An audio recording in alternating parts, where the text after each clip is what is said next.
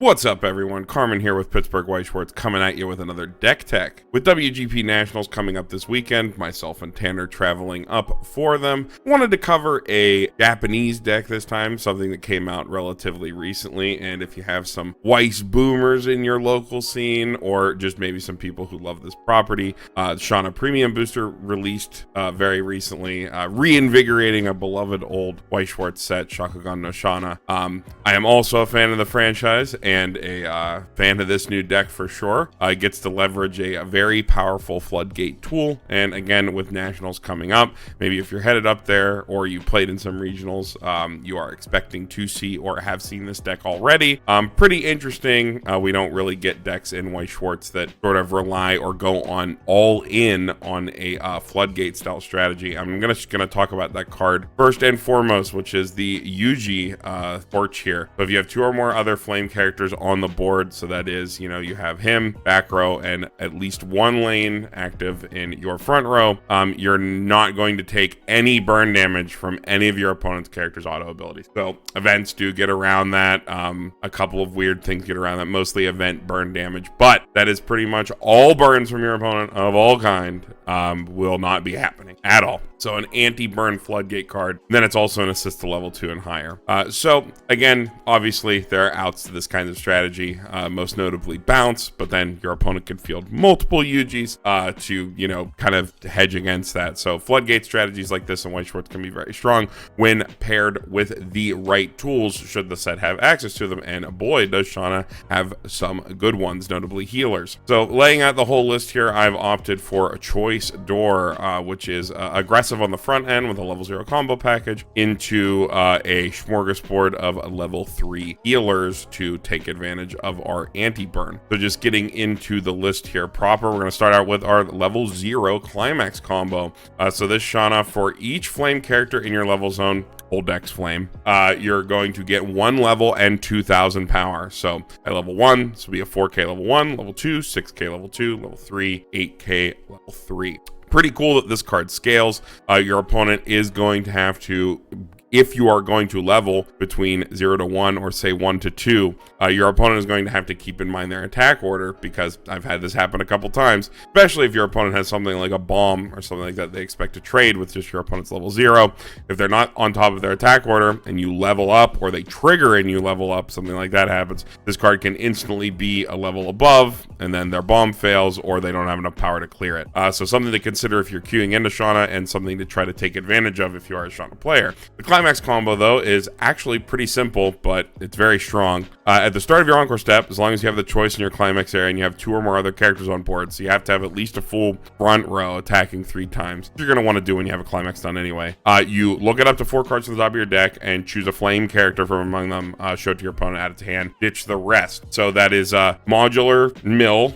This card has to make it to the Encore step, so it can't get memory kicked or something like that. Pretty rare in the early to mid game, but something to keep in mind. But notably, this card doesn't have to be in your front row either. So this card is a reasonable attacker, but this card can also just be fielded in your back row. So if you happen to draw all 4, put 3 in the front row and 1 in the back, you can resolve this climax combo 4 times, which is really cool. So a little bit more of an aggressively slanted card. You want to be attacking a lot early in this deck to generate a lot of extra stock. You have 2 plussing triggers, one being a choice that can add you extra stock. So you're really incentivized to build up that stock resources early so they can use it to heal in the mid and late game. But yeah, best part about this card, definitely that it can resolve from the back row, can resolve anywhere provided that you meet the field condition and you have that climax slam down. And it's pretty easy to slam multiple turn after turn in this deck for a reason we'll see very soon. Slamming 4 of the Ricky here. This is just your typical pay 1 to put the top card of your deck into clock. Search for a level 1 or lower character and add it to your hand. Also has an experience ability, so that once you're at level 1 or higher, when this attacks, as long as the level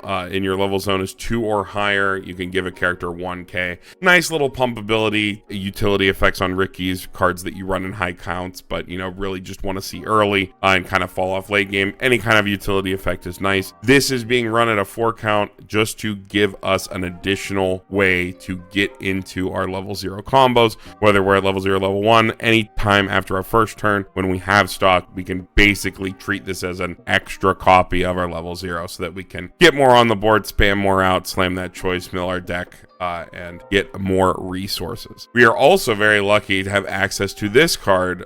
So this is the Chris Fukuzero from Symphogear, same text. So this Shana is, when it dies, you can discard a card, look it up to 4 cards from the top of your deck, choose a level 1 or higher card from among them, show it to your opponent, add it to hand, send the rest to waiting room. Also on death, you can pay 2 stock, salvage a character, a flame character specifically. So because you mill extra cards into your grave early and then have the ability to pay 2+, and if you trigger a choice early, that's like the super nut. You get that easy pay 2 additional plussing on death mill card, super strong, incredible utility, and any bit of extra selection, even if the cost seems high in a deck like this where we're kind of just ripping cards mostly off the top of our deck, is very welcome. This card could be cut down to 2 copies because we don't really have a mill issue in the deck, for some alternative options we can discuss later. Moving on to the Brainstorm, a big reason that those selection at any cost, like I just mentioned, is very nice is because our primary Brainstorm here in this deck is a check 3 Brainstorm. So you can pay 1, rest this, flip over the top 4 cards of your deck, and for each climax you hit, you can look at the top 3 cards of your deck, add any card from among them to hand. So this is really good for looping our level 0 climax combo because we can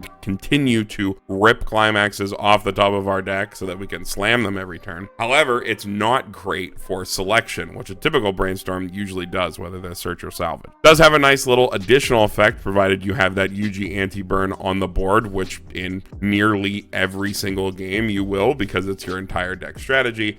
You can give any of your characters an extra 1,000 power. That spot 1,000, like from this card and from your Ricky, is actually really nice because your level 0 combo, the way it scales, it's kind of like 1,000 power, quote unquote, off, or challenging cards that might have stickier power cross turn. You know, with climax down at level 1, this is a 5k to 7k. You have that little bit of extra power to send you to 6 or 8 or something like that on the following turns. Can be very nice. But yeah, really good that we have the ability to, you know, get those extra climaxes and slam, but we have to include additional cards in our deck to, you know, have that selection so that we can actually get the cards we need, so that we're not just reliant on just constantly ripping cards off the top of our deck. Last couple level 0s here. This is a Dengeki Shana card, the Shana and Wilhelmina. So on play, you can look it up to 3 cards to the top of your deck, reveal an event from among them, add it to hand, discard a card. So it's a check up to 3 event Rize.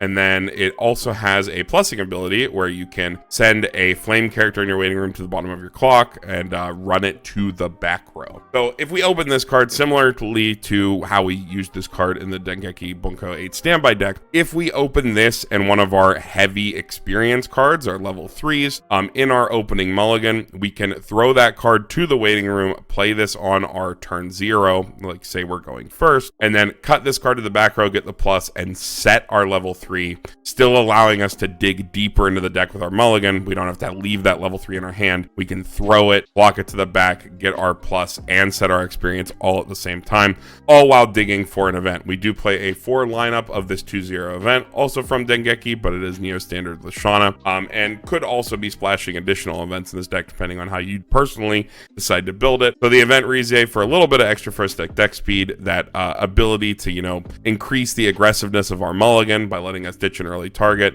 The 2 count is just a nice utility slot for the deck. And lastly here, typical climax swap, pretty quintessential one of in modern White Schwartz decks these days. So just a pay 1, ditch 1 climax swap from waiting room, and then on play surveil. Super simple, nothing crazy here. Just a one-off line. We can easily pick this up with a card that we play at level 1, and we kind of rip our deck apart early. So we should have pretty good access to this, it being just a one of engrave, to be able to maybe take a door, switch it into a choice if we need to pay out a climax, and then just slam our level 0 combo again and again and again. Since we're playing a level 0 combo, our level 1 lineup is open for some other cards. This is a really neat one from Dengeki Bunko. So on play, on the turn it's played, you can, when your opponent is reversed by this, pay 1. And if you did, look it up to the top 4 cards of your deck, choose a flame character from among them, reveal it to your opponent, add it to your hand, and then choose one of your characters, give it 1,000 power. Again, 1,000 power, pretty nice in this deck. The way the power lines work out, that little extra 1,000 can be the difference in your level 0 combo, continuing to scale your opponent's cards off turn. Obviously, this is a nice plussing effect that's climax independent. If we have the wrong climax, we can slam this down, grab a reverse, especially if we hit 1 first, where this card might beat over our opponent's level 0s with a climax down. Then pay 1, still get the mill, still get a plus. Even though it might eat into our stock a bit. Again, another top rip card. So it's not really going to help us out with selection. However, this card will help us deal with our opponent's nasty stuff on board, because when this is reversed, this is a bomb for X or lower, where X is the number of our Shana finisher engrave. We are kind of ripping our deck apart early with stuff like our level 0 climax combo, our brainstorm, our Buka 0, our event Rize. We're milling a lot early, so the chance that we have at least 2 of our finisher engrave by the time our opponent eats level 1, ensuring that this bomb will trade with all of our opponent's cards, even if they have some standby level 2s to front row, is pretty high. Obviously, this card could also just bomb your opponent's level 3s or early plays if you're lucky enough to have all your finishers engraved. But again, we do want to be slowly picking up our finishers throughout the game. So its value isn't that great, which is why we're playing a 3 of count. It is nice, however, just to have another plussing engine, and has the ability to, disrupt our opponent by getting their stuff off board, even if we're not a very quote unquote interactive deck. Because we're playing a level 0 combo, one of the best parts about that is cards like this level 1 Rico can always pick it back up. Notably, that level it goes up is only when it's on stage, so this card's always a level 0 in your graveyard, which means Rico, regardless of what it hits on the top of your deck, will always be able to pick it back up. So we are playing a heavier 3 count, where Rico's usually like a 2 count or something like that, or even a 4 in some other decks. This could be a 4 of, but we're really only hitting our level 0 combo, and climax swap, our other utility cards, are sort of as they filter into our hand. So we're really just using this to recur our level 0 combo over and over and over again. And when it hits on those higher level cards, we are playing a lot of level 3s. It is nice to just immediately pick up another early play or a finisher for later. Already mentioned the torch, most important card in the deck. We are playing 2 copies in this deck just because we process a lot of them.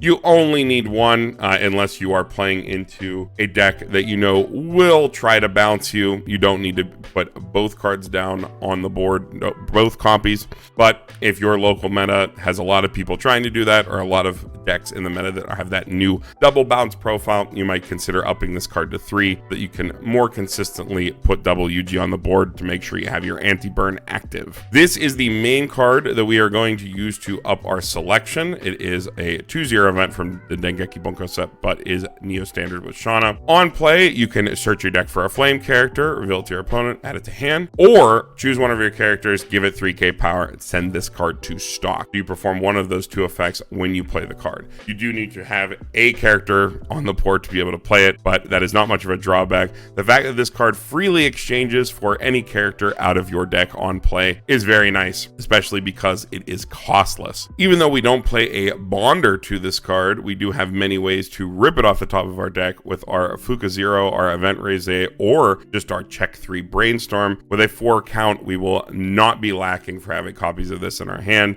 It effectively becomes extra copies of all of our late game cards, such as our finisher or early plays. And the fact that this card doesn't go to memory like its alternative option here that I'll talk about in a second, means that we can, on successive decks, as the game grinds out and grinds out and grinds out, the fact that this card doesn't remove itself from the game means that we can reuse it again and again and again, which is personally why I slam a full 4 copies of this as opposed to mixing it. However, the alternative option, this 2-1 event, is also very strong. It searches your deck for 2 flame characters, and then you have to discard a card, but this one goes to memory. So as the game grinds out, that 1 memory that you might generate, even though that is technically compression neutral because you pay 1 and then send this to memory, still doesn't beat out the fact that the 2-0 event, you can draw it again on a 3rd deck as the game goes longer and longer and longer. When your opponent can't burn you, games do tend to go longer when your opponent can't push any extra damage. So you do have a very good chance of getting to that 3rd or maybe 4th deck where you can continue to draw this card, and it can continue to either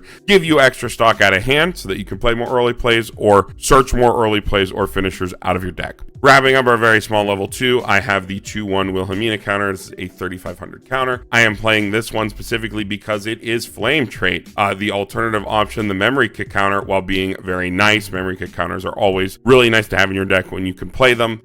That card is completely off trait. It's just love trait. You have no way to pick it up. We do have a lot of top rip. Again, we have the Booga Zero that can grab 1 and higher. The Brainstorm just rips cards off the deck. When we trigger, we could pick this up of either choice or door. However, if I want to be able to grab a counter, or I'm in a matchup where having that counter, I can search it out of deck off something like the 2/0 event or something like that, is something that is really going to disrupt my opponent. I would rather be able to just go get it and it be on trait, or rip it early in the game of stuff like the bomb or my level 1 combo and hold it, as opposed to being completely beholden to triggering to pick it up. So even though the 3500 counter has no other effect, just having that extra power instead, it's better for my personal preference to have something that's on trait. Getting into our level 3s, you're going to see a lot of healers, because healers are really good for extending the game when our opponent cannot burn us because of our UG anti-burn. So this early plays on the condition that you have the anti-burn UG and your Brainstorm in the back row. So it is a loopable condition, meaning you don't have to be in a specific deck state.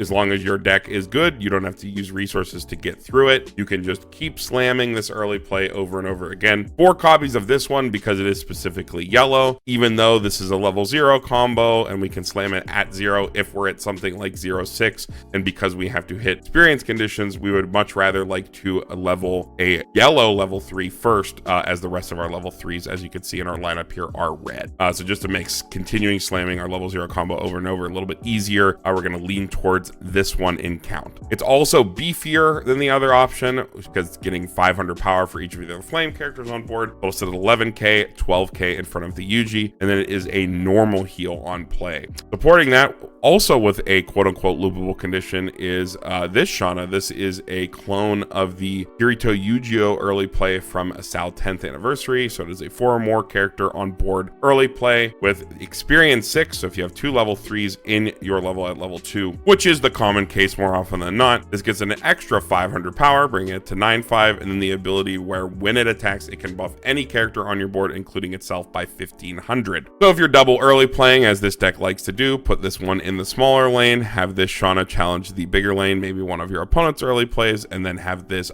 buff the other Shana over 13/5, 14/5 with Climax if you're already playing it before any additional buffs. And then this card is also a healer. This one's a stock healer. Really nice to mix not only conditions, but also healing types. You don't have double stock heal, so you're not bleeding hand, and then you don't have a like 2 or less, or double 2 or less, or something like that. You have 2 spammable early play conditions that you can continue to double heal over and over and over again, provided you can continue to add additional copies of these cards to your hand as the game grinds out. Again, more reasons why that 2/0 event not going to memory and being active, being able to be drawn again or Brainstorm ripped off the top of your deck is stronger and stronger for this kind of strategy. Lastly, before we get to the finisher, we have 1 copy of the Wilhelmina Fumio. Gains a bunch of power on play, can be 12/5 just on its own, has to rest one of your characters, perform a 1 Climax Fumio. Also has an act ability where you can continually ditch cards to give any of your characters 2500 power.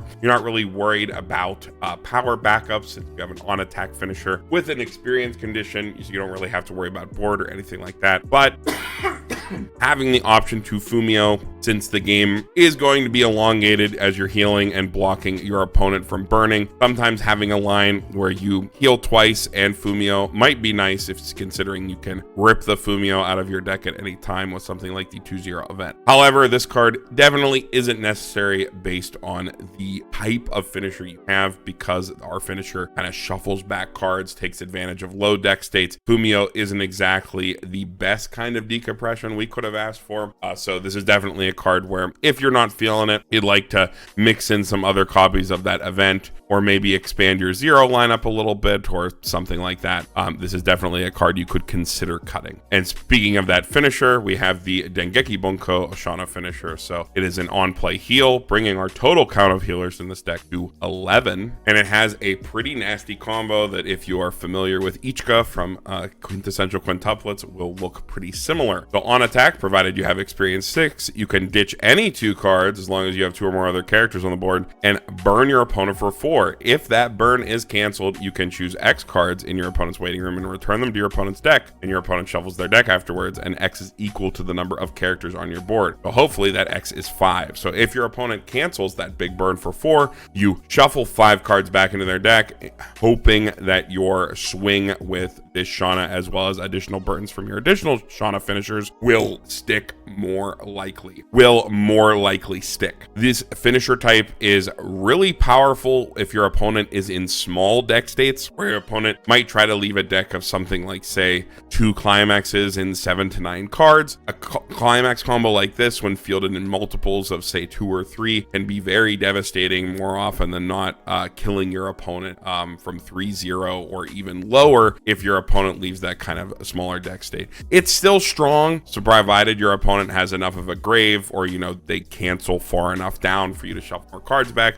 In multiples, just when done raw, maybe not on a small deck state, just on a more normal deck state, it's pretty good. But our main game plan here is going to be leveraging our anti-burn, healing, and then only going for this when we either have to, whether we, eat too much damage and are in danger of dying to those good old vanilla swings, the strongest finishers in White Schwartz, and we have to go for game. Because remember, Yuji isn't symmetrical. Yuji only affects your opponent. So you can burn while Yuji's still on the board, which is pretty nasty. So when you have to go for game, you can slam this down. But again, the name of the game here is going to be healing, and stopping our opponent from trying to kill us. Here's the deck all laid out again.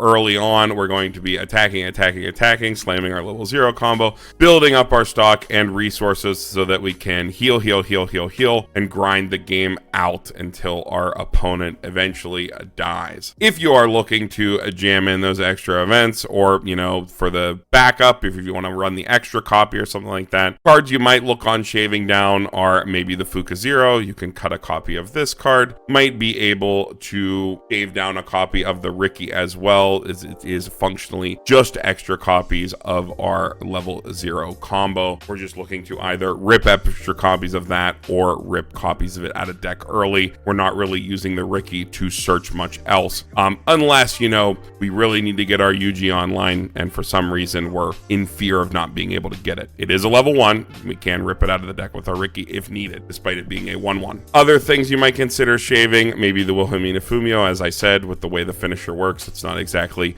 the best decompression tool, but it is a nice to have. And then that would let you do something like do maybe 3 2-0 events and 2 2-1 events, or maybe just add an additional counter, add that memory counter in, but you have a counter that you can search, as well as a counter that you can use to disrupt your opponent if you happen to trigger and are able to pick it up so that it's off trait. Since we do want to, keep our early plays around if we can in front of the Yuji, they're fairly chonky, not the biggest, but with, the 35 backup or even the 3K here, they reach pretty respectable numbers that you can protect at least the yellow Shana and then continue to slam down more heals after the fact and slowly build your board in the mid and late game. And with that, I think we're done here. Just wanted to get a quick one out there before WGP Nationals. Again, Tanner and I are going to be traveling up on Saturday.